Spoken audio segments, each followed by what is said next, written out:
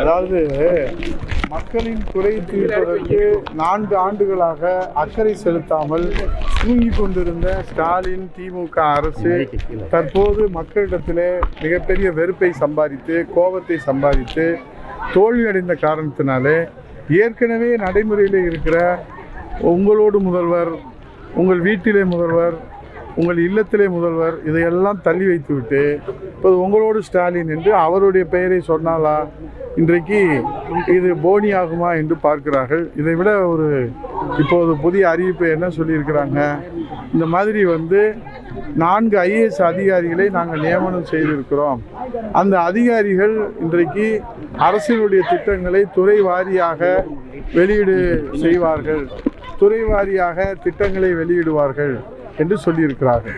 ஆக இந்த அரசு நம்பிக்கை இழந்த காரணத்தினாலே நன்மதிப்பை பெற்றிருக்கிற அதிகாரிகளை முகமுடியாக வைத்து கொண்டு இன்றைக்கு இவர்கள் மக்களிடத்தில் பிரச்சனைகளை திசை திருப்புகிற வேலையை செய்கிறார்களோ என்கிற சந்தேகம் மக்களுக்கு ஏற்பட்டிருக்கு. ஆகவே இன்றைக்கு Radhakrishnan IAS, ககன்சிங் Bedi IAS, Dheeraj Kumar IAS, அதே போன்று இன்றைக்கு தீரஜ்குமார் IAS இந்த 4 IAS அதிகாரிகளை முன்னிலைப்படுத்தி இந்த நிலையிலே நாம் பார்க்கிற போது இந்த 4 IAS அதிகாரிகள் அவர்களுடைய நன்மதிப்பை அரசு இன்றைக்கு அவருடைய முகமூடியை பயன்படுத்தி மீண்டும் பொய்யான பிரச்சாரங்களை செய்வதற்கு இந்த அரசு முயற்சிக்கிறதோ, பிரச்சனைகளுக்கு தீர்வு காண்பதற்கு பதிலாக பொய் பிரச்சாரங்களை முன்னெடுப்பதற்கு வழிகளை தேடுகிறார்களே தவிர பிரச்சனைகளை தீர்வு காண்பதற்கு இந்த அரசு எந்த விதமான நடவடிக்கை எடுக்கவில்லை என்பதுதான் நிதர்சனமான உண்மை.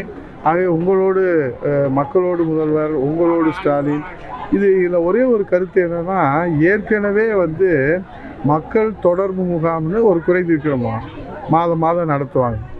அதே போல் திங்கட்கிழமை தோறும் மக்கள் குறை தீர்க்கிற முகாம் வட்டாட்சியர் அலுவலகம், கோட்டாட்சியர் அலுவலகம், மாவட்ட ஆட்சியர் அலுவலகம். இப்போ இவர் நீதிபதி சட்டமன்ற உறுப்பினர், நான் 10 ஆண்டு வருவாய்த்துறை அமைச்சராக இருந்திருக்கிறேன். ஏற்கனவே நடைமுறையில் இருக்கக்கூடிய அந்த மனுக்களை பெறுகிற அந்த நடைமுறை காலாவதி ஆகிவிட்டதா, ஒத்தி வைத்து விட்டாங்களா, முதலமைச்சர் சிறப்பு குறை தீர்க்கிற முகாம் என்ன ஆயிடுச்சு? இப்போ மக்களை தேடி அரசு அப்படின்னு அம்மாவுடைய ஆட்சி காலத்தில் ஒவ்வொரு வெள்ளிக்கிழமையும் நம்ம அம்மா திட்ட முகாம் நடத்தணும். காலையில் பெறக்கூடிய மனுக்களுக்கு மாலையில் தீர்வு காணுவோம். அதுக்கு எப்படி செய்வோம் அப்படின்னா, ஒரு வட்டத்தில் ஒரு வருவாய் கிராமத்தில் அந்த வட்டாட்சியர் அலுவலகத்தை அங்கே கொண்டு போய் அங்கே எல்லா அதிகாரியும் இருப்பாங்க. இன்ஃப்ராஸ்ட்ரக்சரோடு போய் இருந்து மனுக்களை வாங்குவாங்க. அந்த மனுக்கள் எந்த துறை சார்ந்தது, எந்த நிலையில் இருக்கிறது என்பதை பார்த்து அதற்கு தீர்வு கண்டு ஒவ்வொரு நாளும் தலைமைச் செயலகத்துக்கு அனுப்புவாங்க. இப்போ இவங்க என்ன செய்கிறாங்க, அவசர கோலத்தில் அள்ளி தெளிச்சதா எந்த கட்டமைப்புமே உருவாக்காமல், ஏற்கனவே அரசு காலி பணியிடங்கள் 3 லட்சம் இருக்குது, 2 லட்சம் உருவாக்குவோன்னு சொன்னாங்க, அது அப்படியே கிடக்குது. இப்போது ஒவ்வொரு ஆண்டும் 4 ஆண்டுகளில் காலி பணியிடங்களை நிரப்பலை, அது அப்படியே இருக்குது. தேர்தல் வாக்குறுதியில் 5.5 லட்சம் அது நிரப்பலை. தன்னார்வல் குழு 1 லட்சம் பேர் இதில் ஈடுபடுவாங்கன்னா, தன்னார்வல் குழு இதில் எப்படி மக்கள் மீது அக்கறையோடு அந்த மனுக்களை வாங்குவாங்க?